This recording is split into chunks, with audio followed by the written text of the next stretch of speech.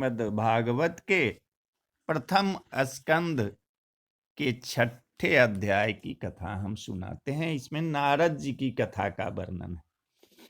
सूत जी कहते हैं, हे ब्राह्मण, इस प्रकार नारद जी का जन्म और कर्म सुनकर सत्यवती के पुत्र वेद व्यास ने फिर नारद जी से पूछा कि हे मुनीश्वर, जब आपको उपदेश देकर वे महात्मा चले गए तब आपने क्या किया? क्योंकि तब तक तो आपकी बाल्य अवस्था ही थी।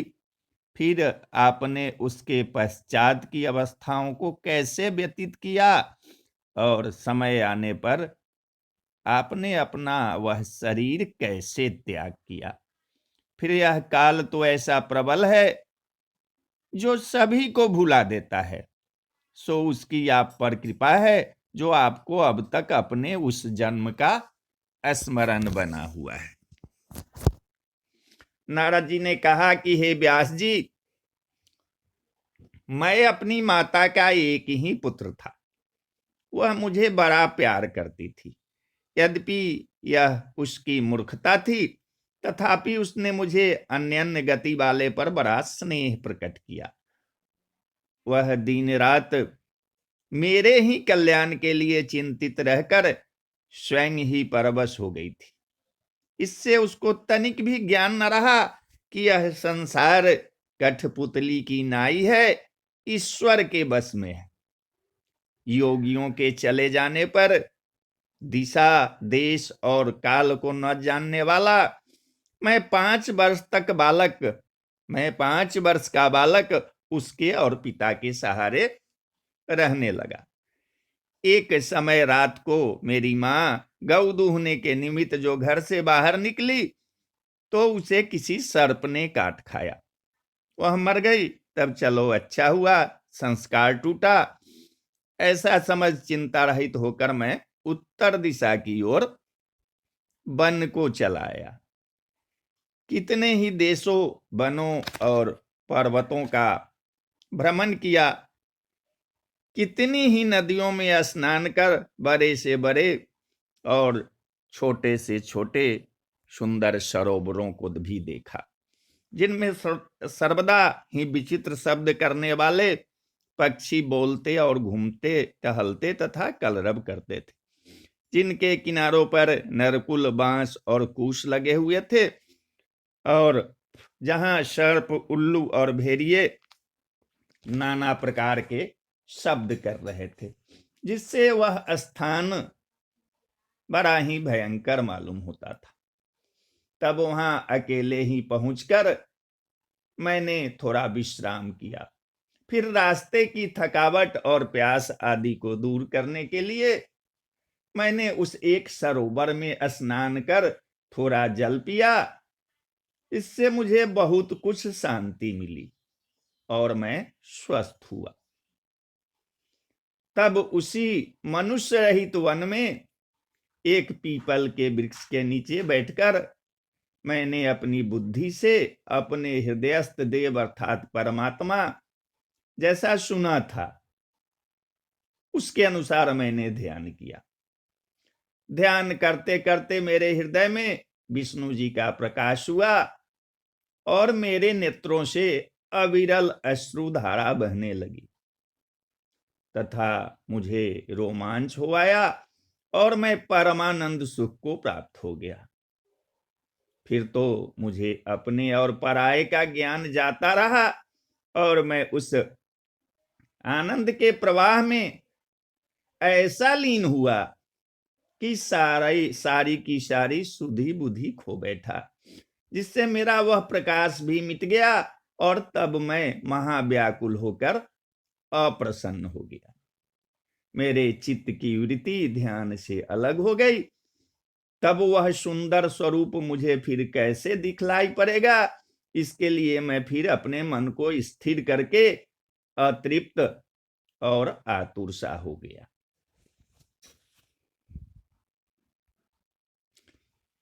अब उस आतुरता और वन के उस एकांतवास को कहने के लिए मेरी वाणी में सामर्थ्य नहीं है। तब मेरी ऐसी व्याकुलता को देखकर भगवान ने यह गंभीर आकाशवाणी की कि हे नारद, तुम अपने इस जन्म में मुझे नहीं देख सकते हो, क्योंकि अभी तुम्हारे कामादिक मल नष्ट नहीं हुए हैं। ऐसी अवस्था में अर्थात कुयोगियों को मेरा दर्शन नहीं होता। जो एक बार तुम्हें अपना रूप दिखा दिया है वह इसलिए कि अब तुम मुझसे प्रेम कर सको। जब मनुष्य मुझसे अन्यन्य प्रेम करने लगता है और उसे कोई कामना नहीं रहती, तब उसे मेरी प्राप्ति होती है। भगवान विष्णु आकाशवाणी के माध्यम से नारद मुनि को कह रहे हैं। इसके लिए तुम्हें चाहिए कि तुम बहुत दिनों तक संत महात्माओं की सेवा कर और मुझ में दृढ़ भक्ति प्राप्त करो। ऐसा करने से मुझ में लगी हुई तुम्हारी बुद्धि कभी नष्ट न होगी और तब मेरी दया से दूसरे कल्प में भी तुम्हें मेरा और अपने इस जन्म का वृतांत स्मरण रहेगा।